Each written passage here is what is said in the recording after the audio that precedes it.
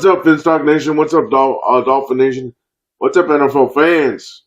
Today we're going to go ahead and discuss the official benching of Tua Tagovailoa over the last 3 games, and possibly it might be his last time in a Dolphin uniform. I know he's if it's before June 1st, $90 million, but if it's post June 1st, you can break that up into 45 and 45 over 2 seasons. I will go ahead and show that to you with the salary cap situation. I will go also ahead and show you how far up we can get in the draft in terms of the first pick. But first of all, I'm going to read to you an article by CBS Sports talking about the Tua benching and tell you who wrote it. This article was written by Jared Dubin. Tua's ride is over. Dolphins starting down an expensive divorce as they turn for now to Quinn Ewers.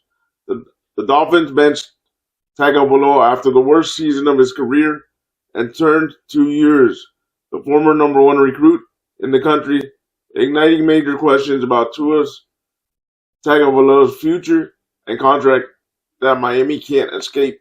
After 5+ years in the starting role, the Miami Dolphins have benched starting quarterback Tua Tagovailoa. CBS Sports lead NFL insider Jonathan Jones confirmed on Wednesday Tagovailoa will be replaced under center by 7th-round rookie Quinn Ewers. Tagovailoa struggled badly during the 2025 season, throwing a league-leading 15 interceptions while averaging just 6 yards per attempt and posting the lowest QBR of his career. It's been a precipitous fall for Tagovailoa, who in 2023 led the NFL in yards per attempt, touchdown rate, and passer rating, and in 2023 led the league in passing yards. He has dealt with concussion issues and other various injuries throughout his career, and this season he often looked lost. His lack of arm strength limited what the Dolphins could do offensively, and his understandable reluctance to take hits inside or outside the pocket did as well. Coach Mike McDaniel was largely able to scheme around those issues for several years by leaning into Tua Tagovailoa's quick release and processing ability. But that synergy broke down over the last couple of years and collapsed this season after the Dolphins lost star wide receiver Tyreek Hill to injury. Tagovailoa now replaced in his role. It's worth digging into some big picture takeaways. What's next for both of him and the Dolphins in 2025, 2026, and beyond? This is the big consideration here. In all honesty, it's going to be incredibly hard for the Dolphins to fully move on from Tagovailoa, even if his time as a starter has come to an end.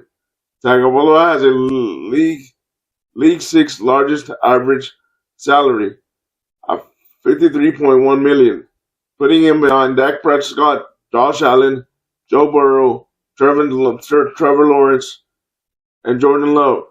Tagovailoa has 3 years remaining on his deal, plus 2 void years, tacked on at the end of it in order to spread out the cap hits. According to Over the Cap, Tagovailoa is set to carry a cap hits of $56.4 million in 2026 and $53.4 million in 2027, $65.8 million in 2028, and $110 million in 2029.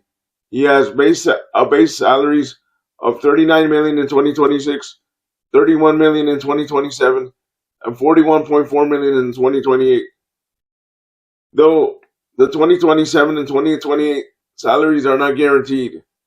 On the third day of league year in 2026, i.e. March, $3 million of the 2027 salary becomes guaranteed, while the other $17 million becomes guaranteed in 2027.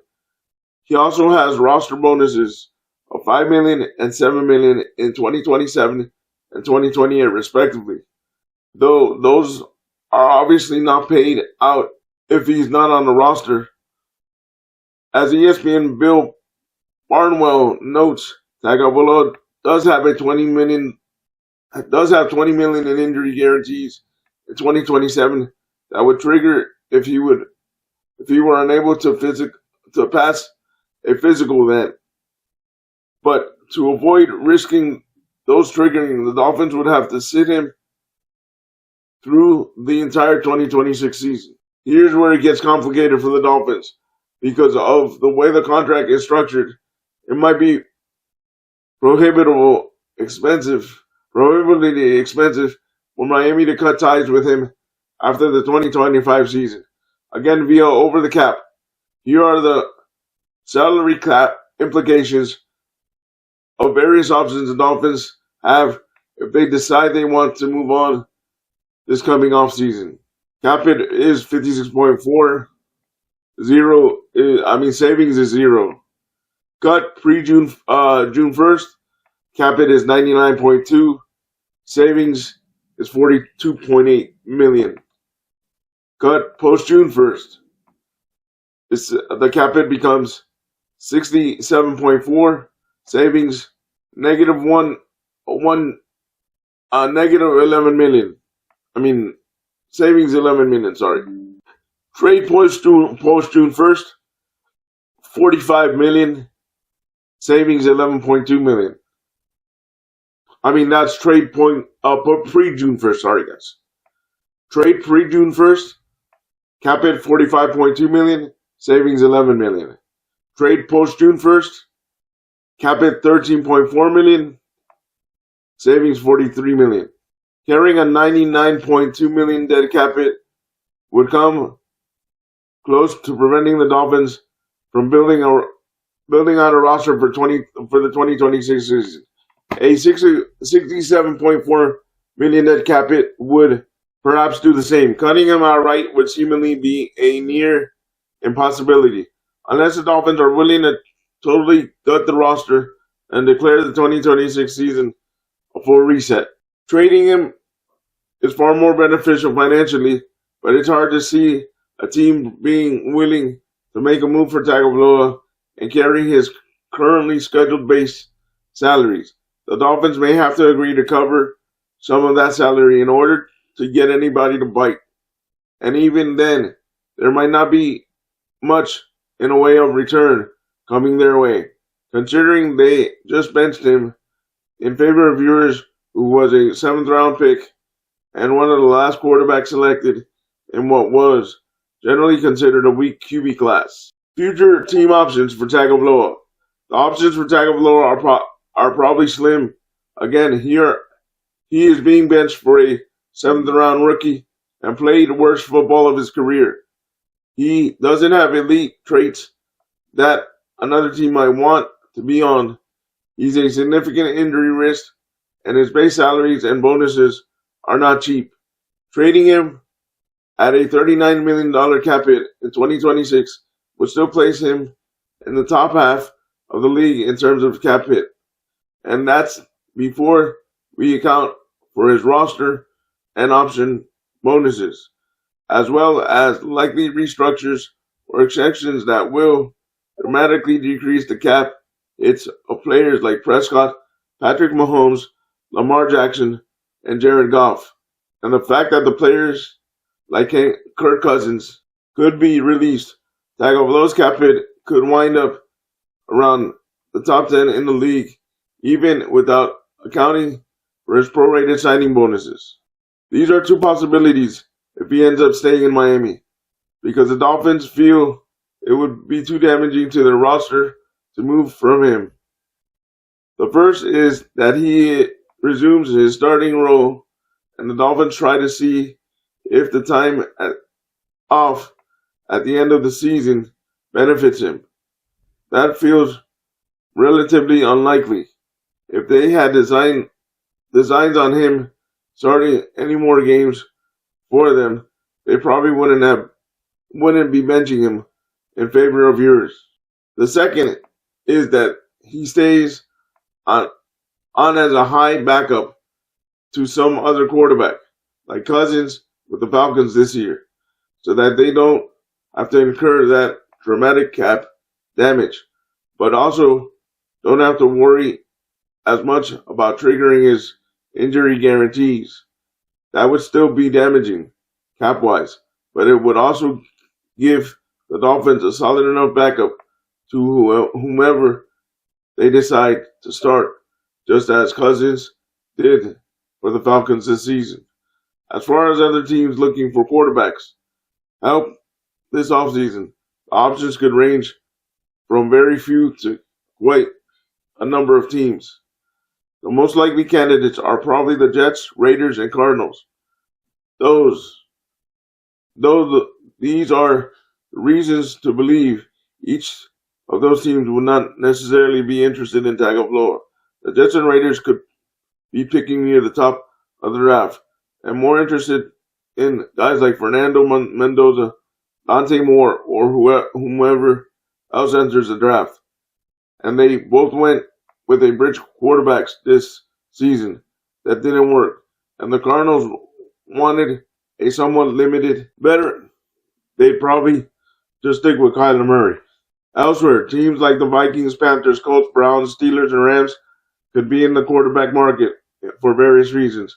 The Vikings and Panthers probably will want to bring in someone to compete with J.J. McCarthy and Bryce Young, respectively, or be their backup. But Tagovailoa would be a really expensive option for that role, unless the Dolphins covered a significant portion of his salary. The Colts could be interested, depending on how Daniel Jones' recovery from his Achilles tear is going on. But again, the salary could be prohibitive, and it feels like they might prefer a quarterback who is more consistent and less susceptible to injury. The Browns are probably out of it because they still have to carry Deshaun Watson's massive cap hit, and it would be ridiculous to pay two quarterbacks that much money. Pittsburgh and LA could be in the mix if Aaron Rodgers and or Matthew Stafford retire. Playing in a Sean McVay,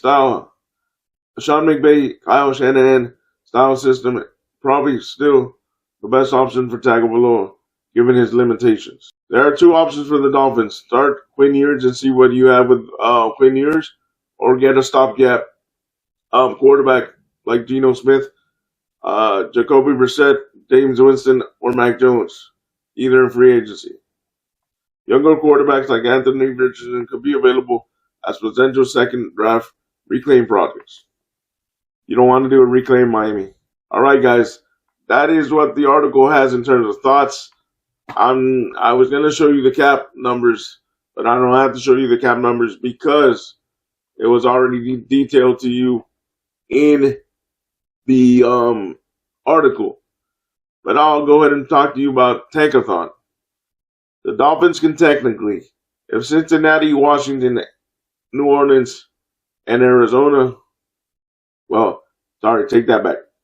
If Atlanta, Cincinnati, New Orleans keep winning, and we keep losing the last three games and end up at 6-11, we can end up as high as number 7 in the draft, but that doesn't mean we're going to pick a quarterback. I don't believe so. I think we don't have a chance at Mendoza or any of the high-quality quarterbacks coming out this year, so I don't think we would pick a quarterback anyways at 7. I think the more likely move is going to be Tagovailoa is going to be the backup next year, unless they truly believe that he can resurrect his career for one season. But I think he's going to stay in Miami unless we see an unexpected trade with a team willing to divide his salary. But it doesn't seem likely, but I think it's his end. It's the end of his career as a starter in Miami. And he will eventually end up in another team in the coming years. But I don't think it's going to happen this offseason. Leave me your thoughts down below in the comments, and I appreciate your support. And happy holidays. Like always, stay positive, stay on your grind, and go Dolphins.